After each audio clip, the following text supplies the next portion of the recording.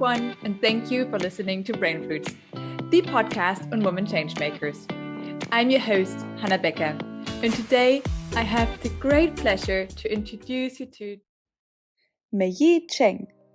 Meiyi is originally from China and now works as a transformation consultant to help leaders live and lead from their heart.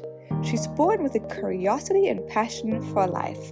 She initially worked in the US in tech and has focused on language learning startups and also participated in urban revitalization projects in cities like Detroit. I'm today sitting down with Meiyi to tackle the question how to tap into the power of the heart. Well, first of all, I would like to welcome you, Meiyi. It's a pleasure to have you today on the Brain Food Season 2 podcast. I would like to just ask you to tell us a little bit about yourself, your role at the Institute, and what got you interested into tapping into the power of the heart. Yeah, thank you, Hannah. I really appreciate the invitation. It's a pleasure to be here as well. So for sure I can get started with that. So I grew up in China. When I was 19, 20 years old, I moved to the United States where I continued to finish my college education. And after that, I worked at a language learning software startup for a few years. And meanwhile, I was also participating in an urban revitalization project in Detroit, which is a city that a lot of Americans actually wouldn't want to move to or even talk about. So that experience being in that city, working in tech, also dealing a little bit with the finance in tech, because I was in the finance department, while also being engaged in the communities there, trying to be part of this effort to make a difference there, was really enriching for me and really broadened my horizon. And a few years after I started doing all of that, I started to mysteriously, I couldn't really explain why, but I started to just feel that something was still missing in my life, even though when I look around, I had everything I needed that I thought I needed. So I started to feel this something's missing and I couldn't find the answer to that feeling. So I started to look into maybe some mindfulness practices and things that could help me go inward a little bit more. So even though I started looking into all those things, I still felt that I need to actually change my environment, change my life to really find the answer to that surge. So I decided eventually that I would leave the 9-to-5 job, leave everything behind, leave my apartment, my car, and leave the United States altogether. Long story short, eventually I moved to Thailand after traveling different places and trying out different meditative practices, different yoga practice, different spiritual traditions, and was in Thailand where I encountered a system of practice that employs very systematic and rigorous meditative training, as well as a way of doing yoga that can really help us embrace everything in life instead of having to hide in a cave and abandon our career. So that's when I started incorporating this practice in my daily life. I lived as a digital nomad with this online freelance work where I can also allow me to travel in different places and continue with my daily practice and deepening the studies to understand myself. And then this journey eventually led me to Denmark, where an opportunity surfaced from the Institute for Quantum Transformation. So I was offered this opportunity to come on board and join the team and help with the program and the mission at the Institute. What a journey. I really think it's so inspiring to hear from you how you found your space of heart and your space of purpose after traveling for such a long time and starting out in a quite a technical role. I'd be super interested to hear from you. Like there's a lot of talk nowadays around, mindfulness and being more compassionate and selfless. And we know that even the Dalai Lama, he recently after the Ukraine crisis made a big appeal to leaders and humanity in general to say that we all need to be more mindful, selfless, and compassionate. What does that mean for you? These qualities, being mindful, being compassionate, and being selfless, they are the qualities that we are all born with. And if all of us can care for ourselves, meaning care for our emotions and pay attention to the emotions that emerge within us throughout the day instead of just burying them or ignoring them. If we can start from here, we will be able to understand the fundamental needs that these emotions are trying to tell us. And if we can take care of our fundamental needs, from there we can also gradually understand our own purposes in life, what we're passionate about, and do the things that our hearts are telling us to do. So if each of us can take care of ourselves on an individual level, first starting from here, then being compassionate towards others and being aware of our behaviors and our influence on others and being selfless will become a natural phenomenon, will become a natural result. So I feel this appeal from Dalai Lama, it is definitely needed to call for more awareness for each of us and also collectively. Yeah, I could not agree more. There was recently a call from Brené Brown that stems from her book, The Atlas of the Heart, that it is what you also touch on here, is super important to first learn how to belong to oneself, how to first feel good with oneself before you can feel good with other people, right? There's responsibility towards ourselves first, and then the responsibility to others. The global economy, we depend on each other. Like the economy is built by us being interdependent, and this notion of being mentally, emotionally, and physically completely separate is something I'd like to challenge with you today in our podcast. Why is it so difficult to live from the heart, especially in the world of tech and finance? I feel there are a couple of reasons that contributed to this. The first is that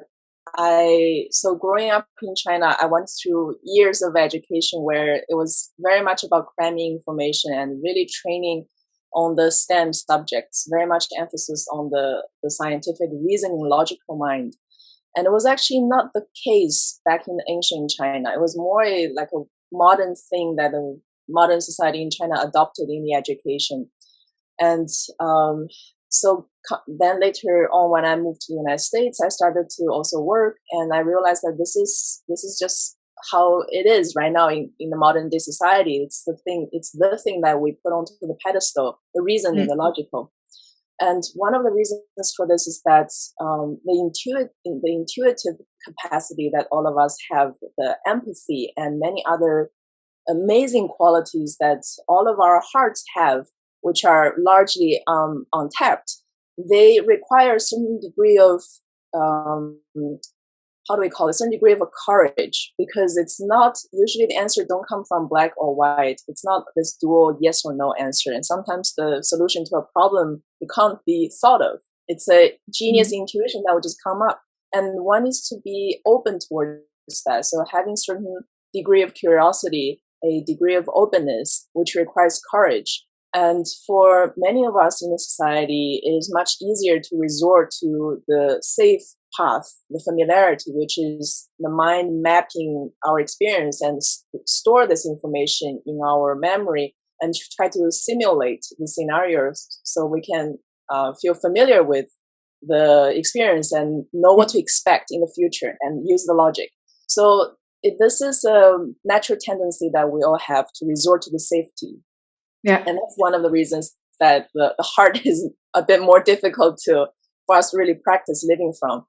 And then the other thing I kind of mentioned briefly just now is this emotional intelligence, to be able to really care for our own heart, and then to really start looking at the power of the heart. We also need to be very aware of our emotions. I mentioned very briefly just now that every single emotion that pops up during the day or during night, it's also possible in our dreams. They're indicating certain needs in our being, whether we're ignoring them or we're fulfilling them. When we're feeling happy, it's because certain fundamental needs are being fulfilled. So without paying attention to our emotions, we have very low emotional intelligence, or let's say the IQ is usually much more preferred to comparing to the EQ. So this is, the other reason that I found it's difficult to live from the heart. And then lastly, very quickly to mention this is that we also tend to fix the problems from the outside first without really looking at inside, and without realizing that there's always a correspondence between what is happening from the outside and the person, or what is causing the issues from the outside, which is usually coming from within. Yeah, no, this makes a lot of sense, especially when you mention the power and the need for emotional intelligence. And there's a couple of things that are really outstanding to me when we think about like what is it that we can do. And like this first thing I think you mentioned also is like to be more mindful, right? To like really put a lot of focus on cultivating peace of mind. I mean, we have like a remarkable intelligence as human beings, and it's often said we don't use it all. And just this ability to slow down and to monitor what's actually going on in the mind is what I think a lot of people already are not really capable of or put their focus on. So I would consider this one of the first steps towards a life that you can live from your heart. Because when your mind is compassionate, it's really calm, and we can then use our sense of practicality much better and more realistically with determination than if we don't have that in place. And I think the second and the third part that really are standing to me is like this part of like being selfless. I don't believe that humans are only driven by self-interest. I think it is necessary to survive, and like part of ego and part of self-interest is necessary to survive, to protect oneself. So it's also like not always bashing the ego so much, right? It's there for a reason, the poor thing. I think we do need to really develop a wise self-interest. That, what do I mean by that? Like with a wise self-interest, I mean that we need to learn to be more generous and cooperative, where it like brings a win for us but also for others. If we come a bit to the institute and to your work, like what would you change in the world today if you could, and especially if we focus on finance and tech here, what do you think could a change bring about if we would live much more from the heart than we do nowadays? So I would say a very pressing thing is actually taking care of the general well-being Yeah. of the people who are of themselves, let's just say of one of ourselves and of one another, working together in these industries. The tech industry is this industry where things are changing, could be changing overnight. Whenever you have a breakthrough or there's a new trend that's coming up, something that needs to be tackled, and it is influencing the world at a very large scale. If everyone there, especially leaders in tech, can take care of their own well-being, from there they can lead with much more influence, with much more lucidity and awareness, and also compassion. If we can all shift the focus from the head to the heart and use the mind as a tool, as a still mirror, if we can calm down all the mental agitation, the mind will become a still mirror which reflects the content of the heart. And the content of the heart has all the solutions to all the problems, has all the intuitions, the answers that we're looking for. So if we can do that, of course, through training, and it doesn't come just like this, then I would say from the individual level, everyone will be happier and healthier. Yeah. And that's the first step to talk about anything else. And from there, better relationships with their colleagues and loved ones, and together as an organization, having a clear vision, what change they want to drive in the world. And then from the outside, the change will all come naturally. This is also like there's this great quote which a lot of people know, right? And I love it. It's maybe sounds a bit cheesy, but I don't think so actually at all. It's like be the change you want to see in the world, which really actually I think refers to what you're saying, like really embrace your own heart first and see what happens. Like all the positive change in your external world will come only if you change your internal world a lot. And this idea of the mind as a mirror towards what the heart has to say, I think is a great picture. Do you have a couple of examples for us, some practical tips, maybe 1 to 3, on how to live and lead from the heart as you teach it at the Institute? Yeah, so at the Institute, we have in-depth programs that introduce to the participants a different way of looking at our human potential. And then from there, explain the techniques and methods through the training of which one can obtain a degree of stability of experiencing life from the heart, making decisions from the heart, analyzing situations from the heart, etc. So this actually would require more introduction or more time to talk about. But here I feel I can share some things that I've learned over time and I've actually incorporated into my life, which is also related to what we teach. But there are just a much smaller and faster tips rather than a full-blown program explaining anything, because that would take much more time. So I mentioned this, I think twice already in the past 20 minutes, which is something I'm deepening in my own practice and in my own life and also in my work. which is to pay attention to my emotions. And this would be the first step towards emotional intelligence, which would be one of the keys to open the door of the heart. So a practical thing that can be done, which sometimes I do, is whenever I have a free moment, I just take a moment and then to breathe through my heart and to really observe my body, do a scan of my body, and then feel where there might be some tensions and what emotions am I feeling in that moment.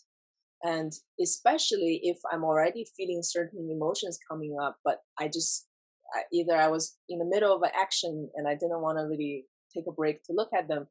Whenever I notice such tensions coming up, either in my belly area or could be in the throat area, and then I would tell myself, okay, now let's see what is really happening here, because there are some emotions, and I understand this task needs to be done, but whatever emotions I'm just fermenting within myself will influence my work. So I would take care of my inner world as much as possible, and this is something that everybody can do. And it looks, sometimes it may seem that, yeah, it's much more important to finish the things at hand, but being able to make yourself in the most balanced state will make the rest much more efficient. Yeah. And then the other thing that I also do is to embrace life with this attitude of continuous transformation. So the mind likes to stick to what is familiar, but the heart is always curious, what's next? There might be synchronicities happening in our life, and that's a sign that we're more and more in touch with our heart. So having an attitude that embraces challenges, embraces the unknown, will help us also very much to be more in touch with the heart. And the heart, once we pay attention, once we give space for the heart to give us surprises and come up with transformations and challenges, the more that they will also come and benefit us in a good direction. And so, yeah, I have a couple more, but I think we don't have more time for this. So, yeah, hope this is helpful. I love this idea about the synchronization in the external world, like things just manifesting in what we call, like, random happenings, or maybe, just like circumstances we didn't foresee. Because there's a lot of interesting talk around like what happens, like transformation stories from people that have gone on the path of like living more from their heart and finding this balance between brain and heart much more, that do encounter really incredible circumstances all of a sudden that didn't really happen before. But that's maybe maybe an episode for another time. Having heard about your heart journey and your starting out in tech and in finance, what would be the brain fruits, the takeaway that you would like to share with our community of listeners that would help people that work in finance and tech to be able to find a better balance between heart and brain? First thing that came to me would be, there's a video from the Heart Math Institute. So it's Heart Math Institute. And it's called The Fascinating Relationship Between the Heart and the Brain. So I would recommend checking this out. And then another video I would recommend checking out would be coming from the founder of the Institute for Quantum Transformation. His name is Advaitananda Stoyan. And he has a talk on leading from the heart. So more specific for those who are either in a leadership position or aspiring leaders. And then from a more personal perspective, from the more personal side, this also might be a cliche because it's a book that's quite popular, but it also influenced me a lot. It's the Paulo Coelho's The Alchemist. I love that one. Yes. Yeah. Often we're trying to find answers to problems using the mind and going through so many detours. And then if we can also use the power of the heart, which has all these intuitive capacities and the genius insights, the flow states, and all of this, they can help us to realize that often the answer is right here. I love that. The answer is right here. So you should listen to this podcast because this is where the answer also lies. Meiyi, I'm just left to say a big thank you for being part of the special episode on how to live and lead from the heart. Major thanks to you and your insights. This has been a really, really special episode also for me, because we have met also quite by a random circumstance, so to say. So a big thank you from myself. Where can listeners find you? Yeah, thank you so much. So Well, I can be found on LinkedIn. I'm not so much on all the other social medias, but I can be found on LinkedIn. Also, our institute has a LinkedIn page. Great. Thank you so much for being part of the Brain Foods podcast.